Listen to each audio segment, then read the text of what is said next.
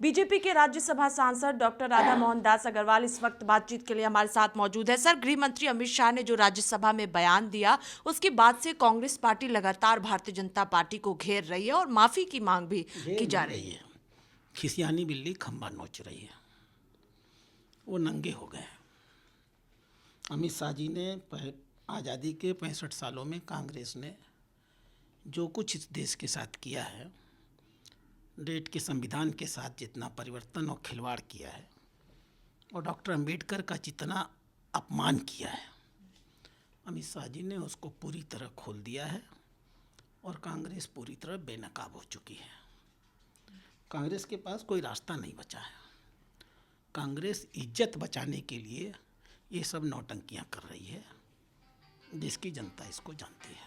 Sir, एक तरफ Samajwadi party भी इसका विरोध कर रही है। बसपा प्रमुख ने तो यहाँ तक कह दिया है कि माफ़ी अभी तक अमित शाह ने नहीं मांगी है तो देशव्यापी आंदोलन 24 तारीख को बसपा करेगी।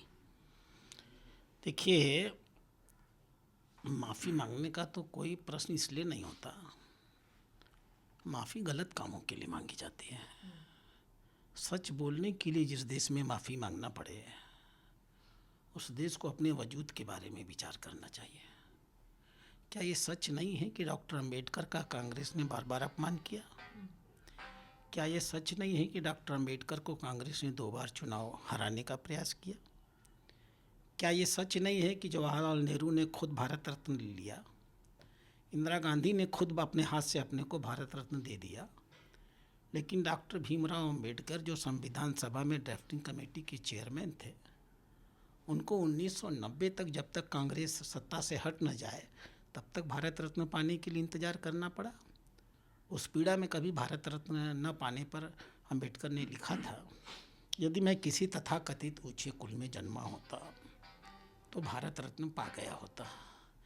कितनी बड़ी पीड़ा थी उनकी, कितना बड़ा उनका कंट्रीब्यूशन था इस देश को, इतना बड़ा संविधान जिसके नाते आज 75 सालों के इस दौर में भी हम एक बन करके पड़े हुए संविधान, उसकी बाइंडिंग ताकत है। कांग्रेस ने लगातार अपमानित किया।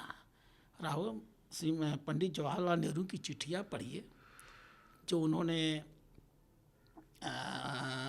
एडमिना को लिखा है। एक प्रधानमंत्री माउंटबेटन की औरत एडमिना को चिट्ठियाँ लिखता था, हमने अंबेडकर को किनारे कर दिया।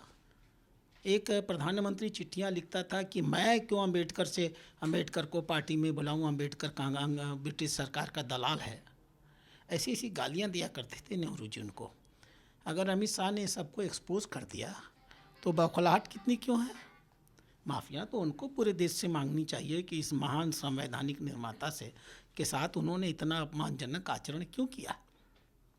तो ये जो वार प्रत्यावार कह रहे हैं वो अपने वजूद के संकट से गुजर के कह रहे हैं। चाहे वो सपा हो, चाहे वो बसपा हो, चाहे वो कांग्रेस हो, सब जान चुकी है कि दलित समाज अब ईमानदारी के साथ माननीय मोदी जी और अमित शाह के नेतृत्व में भारतीय जनता पार्टी से जुड़ चुका है। उनकी ज़मीन खिसक चुकी है। इसलिए वो माफ़ी नामी कर करके एक माहौल बनाना चाहते हैं, लेकिन उससे कुछ होने जाने वाला नहीं है। आखिरी सवाल है सर, जो राहुल गांधी धक्का मुक्की का पूरा मामला हुआ था, जो एफआईआर दर्ज बीजेपी के द्वारा किया गया था, उसको लेकर वो उस केस को अब क्राइम ब्रांच को सौंप दिया गया है। तो अपराध का मामला है तो अपराध का मामला क्राइम ब्रांच में जाएगा। एक महिला को अपमानित करना, हमारे यहाँ जो महिला के अपमान को लेकर धारा है, उसमें यह भी जो काम उन्होंने किया है कोन्याक के साथ, सांसद कोन्याक के साथ, वो भी तो उसी में आता है।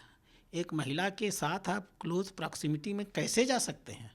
आप जबरन उसके नज़दीक कैसे पहुंच सकते हैं? आपके विरुद्ध कार्रवाई क्यों नहीं होनी चाहिए? आप एक 69 साल के आदमी को पिटाई कर सकते हैं, उसके सर पे चोट लग सकती है, वो मरते मरते बच सकता है। आपने ये काम कैसे किया है? और अगर किया है, अपराध किया है, तो उसकी जांच होनी चाहिए। जांच में जो निकलेगा होगा। राहुल गांधी अगर जिम्मेदार ठहराए जाएंगे तो आपराधिक वृत्ति के तो वो सिद्ध आदमी है, वो लगातार अपराध करता है। अभी तो उनके बहुत से अपराध खुलने वाले हैं अंतर्राष्ट्रीय जगत के, सब अपराध खुलेंगे धीमे धीमे। इब्तदा आए इस कहर होता है क्या, आगे आगे देखिए होता है क्या। बहुत शुक्रिया बातचीत के लिए। कैमरा पर्सन देवेंद्र के साथ स्वाति पाठक, भारत समाचार, दिल्ली।